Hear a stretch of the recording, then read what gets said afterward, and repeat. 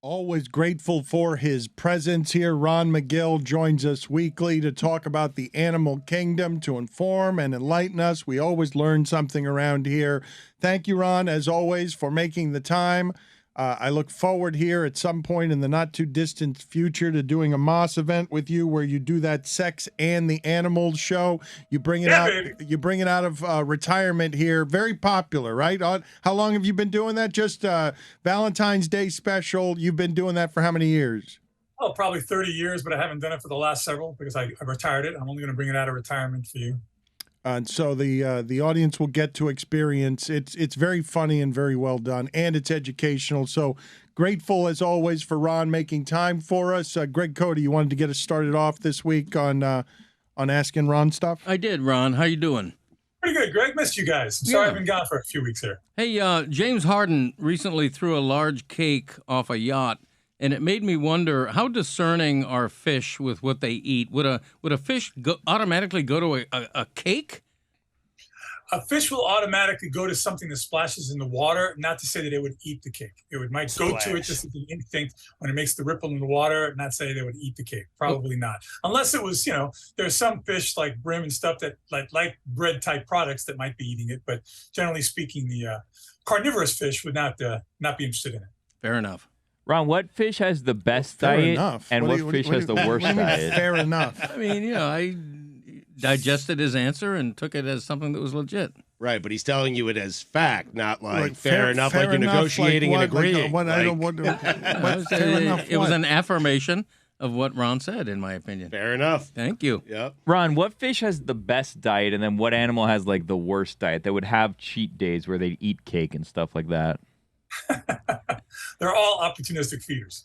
So whatever's available to them, the fish that would have the worst diet are the fish that are exposed to the worst things. It's like your kid. Kid has the worst diet depending on what the mother's feeding it or the father's feeding.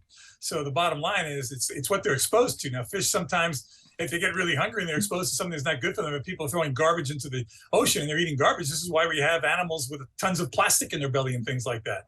So the bad diet is not dependent on much on the fish as it is the environment that they're in. Are there animals that are finicky about their diets? You know what I mean? Like pescatarians out there within like the bear kingdom or something like that, or like gluten-free iguanas, anything like that? Well, absolutely. I mean, you think immediately of koalas. Koalas basically only feed on eucalyptus leaves. They don't eat the leaves of any other tree. I mean, how many thousands of species of plants and trees are there, but they only eat eucalyptus leaves. So they're picky in that sense, but they're picky in the sense that that's what their digestive system has evolved to digest. So it's like, there are things that we eat that other animals could not eat. And there are certainly things that animals eat that we could not eat. So it's a matter of how they evolve. But they are picky, and they're picky because they've evolved to survive. Ron, what animal would perform best on a trampoline? Kangaroo, no? No, I don't know if it would necessarily be the kangaroo. Depending on what you're asking the animal to do. If you're asking the animal to do the things that we see humans do, double flips and side thing and all that kind of stuff, I would have to go with a type of primate, because a primate is going to be much like us in being able to tuck and roll and flip and do those kinds of things. So I would go with a safaka. That's what it would be, a safaka. What is a safaka? You watch your mouth. Sifaki, I believe. It's Zubumafu. Anybody who's watched the Kraft Brothers, Zubumafu? Right. Yep. Safaka. That would be the best trampoline. Forgive me. What's safaka? Safaka is a type of lemur from Madagascar, but it's known for the way it jumps and bounces on two legs from tree to tree. It'll go on the ground. It goes these great hops. Look it up in the video. Stugotz, I know you're already there, man. It's just a fantastic animal. Chris Cody just came in, super winded, tired, muscles sore for 20 minutes of doing the sign. He doesn't want to do it anymore. He was very sweaty. He's exhausted. He was saying it was harder than it should have been. Whittingham, do you have a question for Ron Magill as you try to get here to a half hour or more on the trampoline? I just can't believe that Ron was so vulgar and used the word like safaka on the air. Kiss your mother with that mouth? Sounds so lame coming from you. Right, I so mean, you just wanted to get in there with a joke. Okay, a breathless joke. You don't actually have a question for Ron Magill. Ron, are fish dumb? No. I don't think there's any animal that's dumb. When you think of the way they survive using their instincts, does a fish know how to add and subtract? Maybe not in the way we do, but I think they do in the way they can survive.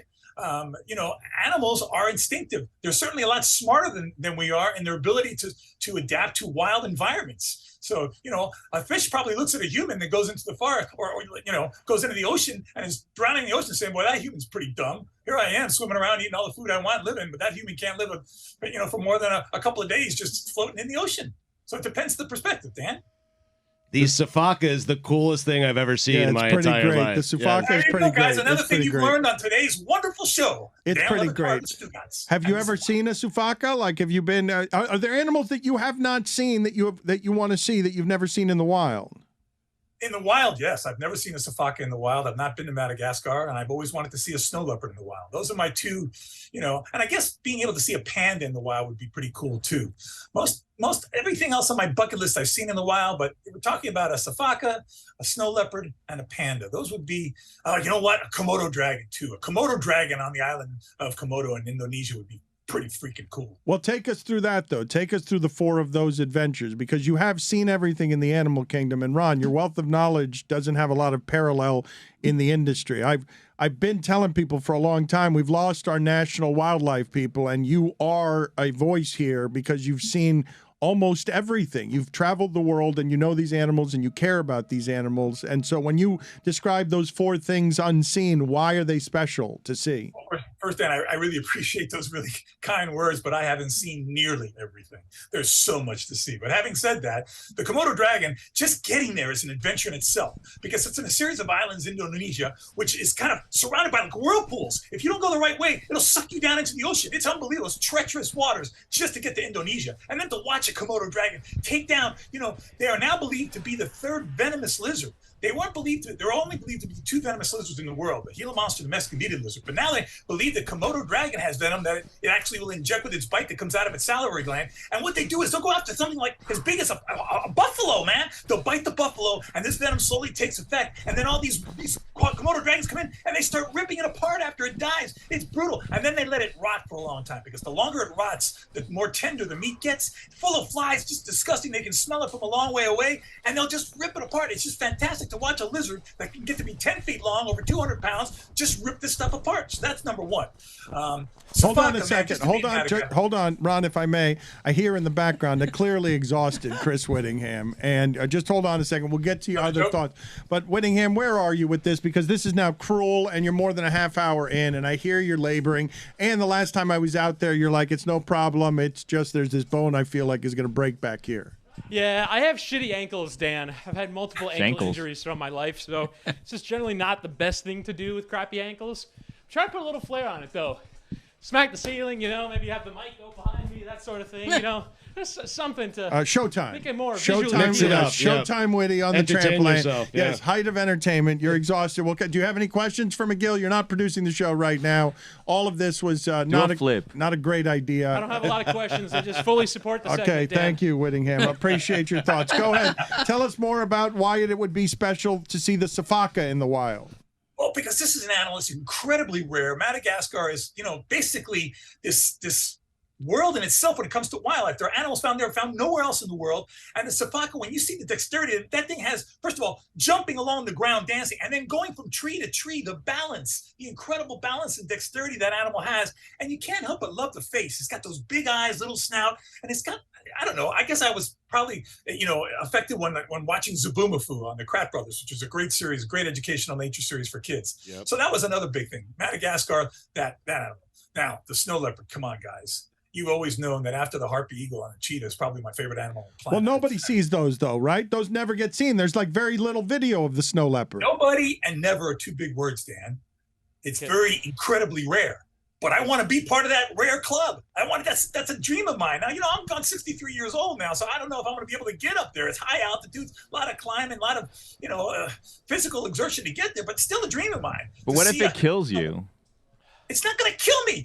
The reason why you don't see them is because they see you before you see them and they run away. Well, they kill you. Maybe people have seen them. They get killed. Ever. Right. And report because they haven't survived. Really? Exactly. Why do you have that Kentucky Fried Chicken bucket on your desk? Oh, thanks for asking. They're a new sponsor, the Bucket of Death, Ron. If you'd like to participate this year, KFC's Bucket of Death. And speaking of stuff like around Billy, how about that fragile box behind you? What's in there? A head? Like what's in there? That one. Yeah. Oh, that one there. Yeah. Yeah. No, that was a camera that was sent to me, and I'm gotta save the box. Is there anything super interesting in your office, Ron? Is there a skull of any kind? What is it? Oh, yeah. You want to see a cool skull? Hold on a second. Yeah, show us a couple of the cool. He's got a lot of skulls in there. Cool. Many Look at skulls. this one. Ah, is like man, really it's nice. expanded to the desk. Wow, Look at that's a this guy. nice Oh, my skull. gosh. What the hell Wow, is that look thing? at that. Sufaka. Actually, that's a misnomer because this crocodilian would not go after a Goodness human me. being. It's strictly a fish eater. Those teeth, see, it has a very slender snout, really slender snout. Why? So that it can move it very quickly in the water to get fish and grab them in those teeth. Wow. It's a fish eater. It doesn't go after humans. So as menacing as it looks, it's probably one of the least dangerous crocodilians in the world when it comes to humans. So you see, you learn something else, guys. These are incredible animals, man. Look, I'll show you another cool one. Hold on a second. Yes. Oh, What did look he at this. take though? Look at this. Look at this. Wow. That's real. Wow. That is not a Halloween thing. Pumbaa. This is real. It's called a babirusa. painful. Man. It's a wild pig from Indonesia. I have a question for Ron. Okay, question.